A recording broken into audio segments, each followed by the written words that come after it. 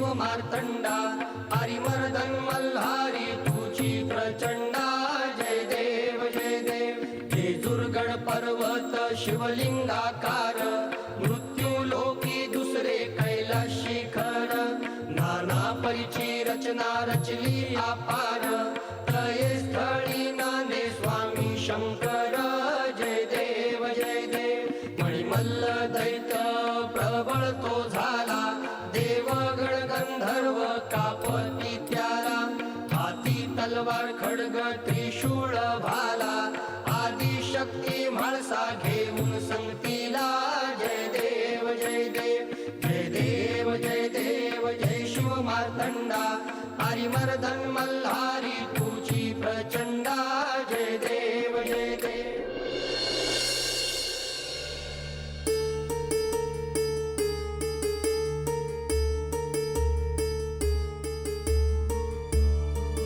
प्रणाम देवा.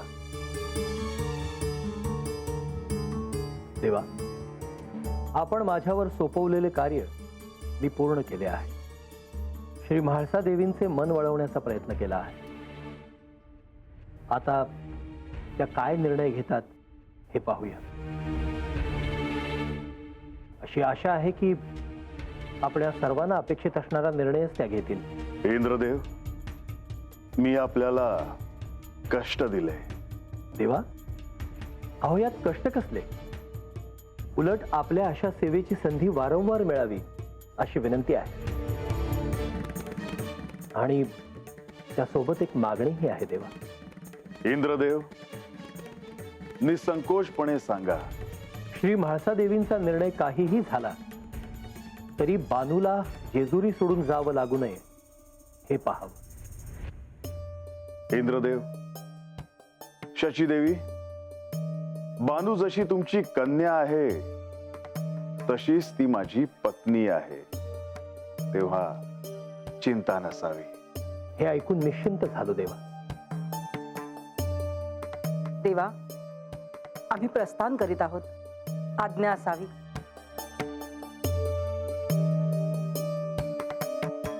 शुभम भवतु.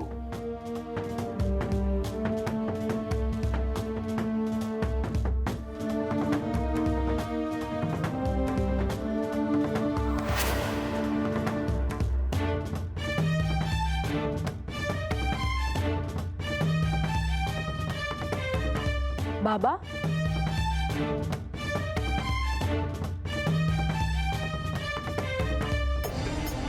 म्हाळसा, मी तुलाच भेटायला आलो होतो. मला तुझ्याशी महत्वाचे बोलायचे आहे. मला देखील तुमच्याशी बोलायचे आहे बाबा. काय म्हाळसा? बाबा, मी सध्या तरी जेजुरी सोडून जाण्याचा निर्णय पुढे ढकलला आहे. आता ही वार्ता गडावर सगळ्यांना कळेल आणि उत्सवाचा आनंद द्विगुणित होईल. त्यात गडावर आख्यान होणार आहे, त्यामुळे सगळीकडे चैतन्याचं वातावरण असेल यात शंकाच नाही.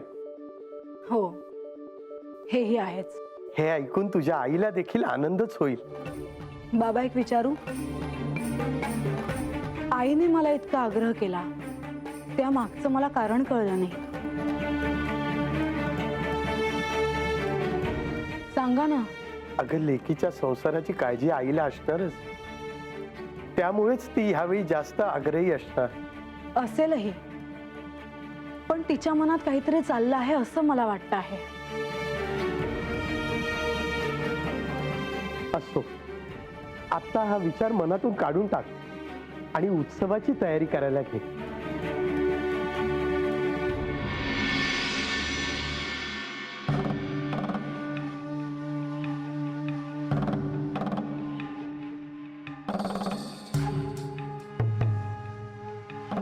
म्हाळसा,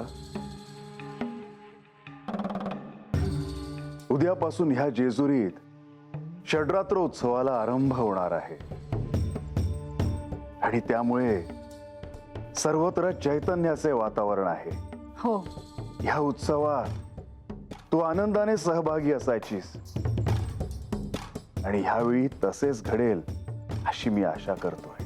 हो, कारण या उत्सवानिमित्त जे भक्त येतात त्यांचं समाधानाने मला स्वागत करता येतं याचा मला आनंद आहे. त्यांना तुमचे दर्शन घडते, तुमच्या दर्शनासाठी ते कुठून कुठून येतात. म्हाळसा, तुझी आणि इंद्रदेवांची भेट झाली, शची देवींची देखील भेट झाली, परंतु तुमच्यामध्ये काय बोलणे झाले याबद्दल तू काहीच नाही सांगितलंस. सध्या मी जेजुरीतच थांबायचा निर्णय घेतला आहे. पुढे मी इथून जाईन की नाही हे मला आत्ता सांगता येणार नाही. तुर्तास या उत्सवाच्या निमित्ताने मी जेजुरीतच थांबणार आहे. मला तुला अजून एक सांगायचे आहे. जसे दूरवरून भाविक येतील तसेच गावामधून देखील काही भाविक इथे येतील. हो, तेव्हा या निमित्ताने गडावर येणाऱ्या प्रत्येकाला अनुमती असावी, कोणावरही निर्बंध नसावेत.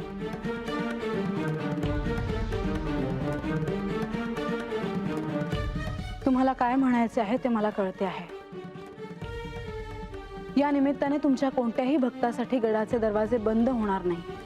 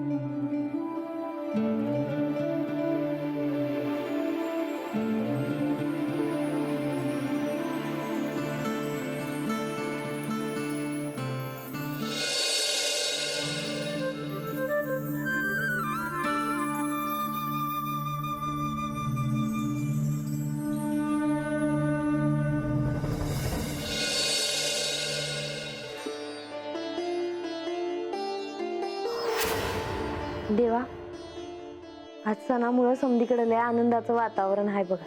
होय, आज गडावर अनेक भाविक आले आहेत. म्हाळसाताई, तुम्ही जेजुरी गडावर माघारी आलासा हे चांगलं झालं बघा. आणि तुम्ही मला आख्यानामध्ये येऊ दिलं तेव्हा ते होणारच होतं. आख्यानासाठी यायला मी आधी होकार दिला आहे. पण मी जरी परत आले असले तरी किती काळ थांबेन हे अजून सांगता येणार नाही. आणि त्याचे कारण सगळ्यांनाच ठाऊक आहे. असं नका बोलूजी. म्हाळसा, गडावर अनेक भाविक येत आहेत, तेव्हा मला आता असं वाटतं की ह्या क्षणी कोणताही वाद घडू नये.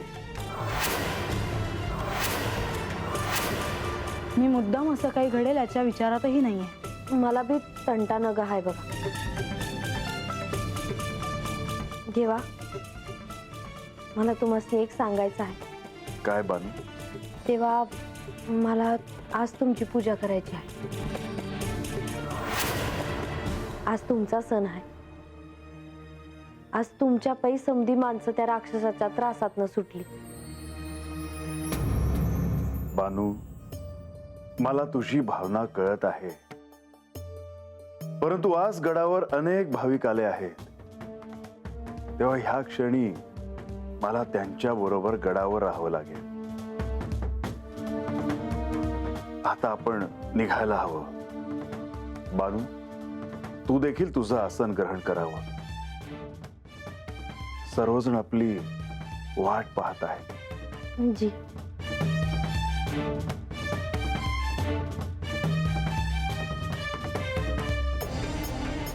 निघूयात.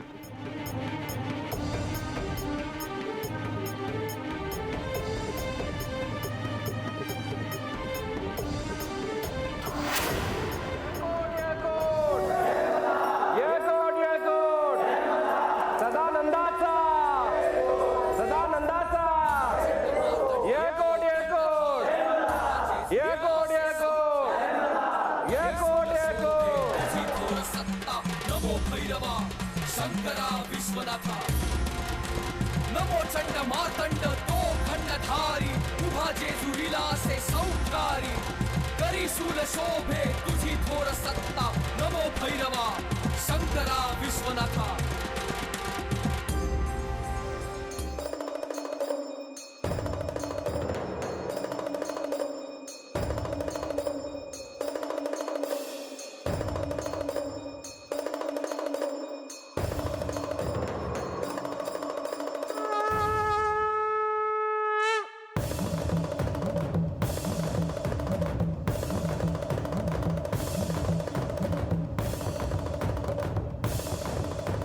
देवा, आता चंपाषष्ठीचा उत्सव सुरू होणार आहे.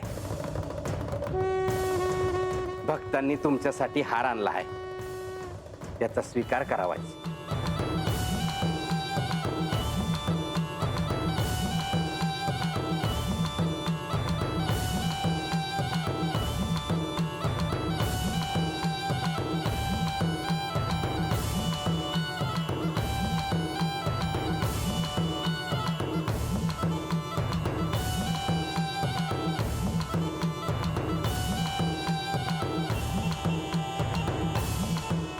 आम्हा उभयतांना आपले व म्हाळसाचे औक्षण करायचे आहे, तरी अनुमती असावी.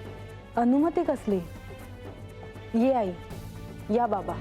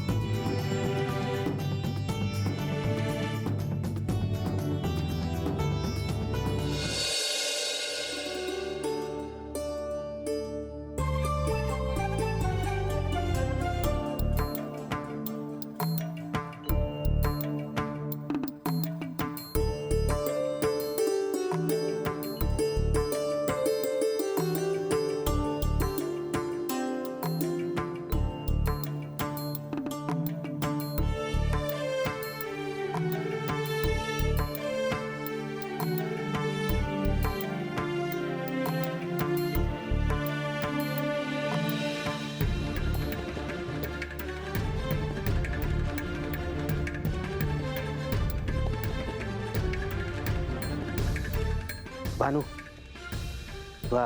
गोंगडा आणलंय ती नेऊन दे की. थांबवायचं. हे काय केलं तुम्ही? माता पिता आहात ना माझे. माता पित्यांनी जर कन्येला नमस्कार केला तर मला पाप लागेल.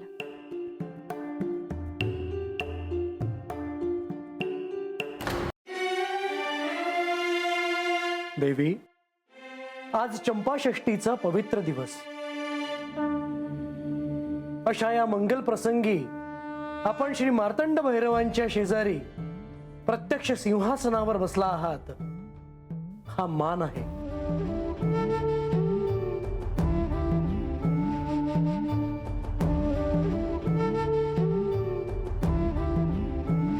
हिम्मा शेठ, यावे.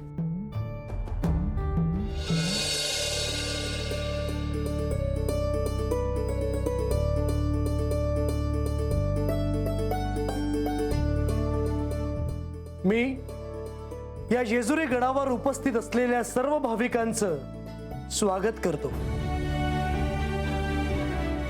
आज चंपाषष्टमीच्या षडरात्रोत्सवाची सुरुवात झाली अशी ही घोषणा करतो मी. सदानंदाचा येळकोट येळकोट येळकोट येळकोट.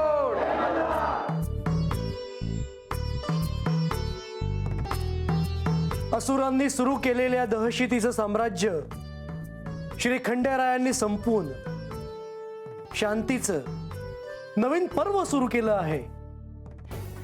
तो आनंद पुन्हा पुन्हा साजरा करण्यासाठीच हे निमित्त आहे. मला खात्री आहे की जेव्हा जेव्हा असुर असं डोकं वर काढून देव, मनुष्य, पशु यांना पीडा देतील तेव्हा श्री खंडेराय त्यांना योग्य ते शासन करून आपलं रक्षण करतील. नारायण नारायण. मल्हारी जगतानाथम त्रिपुरहारी जगद्गुरु मणिघ्नम महासाकांतम वंदेहम कुलदैवतम. आदिरुद्र महादेव मल्हारी परमेश्वरम विश्वरूपम विरूपाक्ष वंदेहम भक्तवत्सलम. प्रियाणानंद गंगा महालसाभ्यास हिताय श्री मार्तंड भैरव रूपाय श्री मल्लरये नमः. कंदनाभि समुद्र भूते श्री मैराल प्रियकरी गौरी प्रियताड़िद गौरी लक्ष्मी स्तुते नमोस्तुते. ओम नमो मार्तंड भैरवाय नमः. सदानंदाचा येळकोट येळकोट येळकोट येळकोट येळकोट येळकोट. मुनिवर, ह्या जेजुरी गडावर तुमचं स्वागत आहे. मुनिवर, आपण जो श्लोक आता म्हणालात तो काय आहे? श्री महादेव अर्थात श्री खंडेराय हे मनुष्य कुळाचे स्वामी आहेत. ते त्यांचे संरक्षक आहेत, तसेच ते त्यांचे दाता आहेत. आणि म्हणूनच त्यांचे स्मरण करण्यासाठी हा कुलदैवताचा श्लोक सर्वांनी म्हणावा असे मी सुचवेन. ज्यांना शक्य असेल त्यांनी हा श्लोक म्हणावा, म्हणजे त्या क्षणी मी उपस्थित राहून इच्छित मनोकामना पूर्ण करेन. आणि जरी हा श्लोक म्हणणे शक्य नसेल तर शुद्ध अंतकरणाने माझे स्मरण केले तरीही मी उपस्थित राहीन. ह्यासाठी कोणतेही बंधन नाही. सदानंदाचा येळकोट येळकोट येळकोट येळकोट. महाराज, बोल बानू. मला देवांच्या पायाशी ही भेट द्यायची आहे बघा. नारायण नारायण. काय भेट आहे?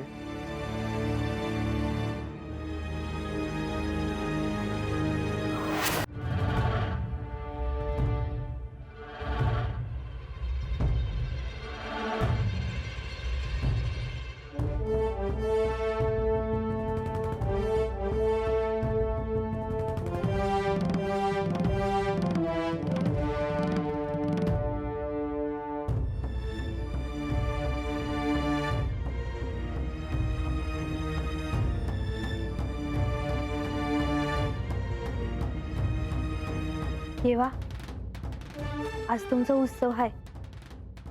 मी आज तुमच्यासाठी स्वतःच्या हाताने ही घोंगडी आणली आहे. तुमच्या पायावर ठेवते.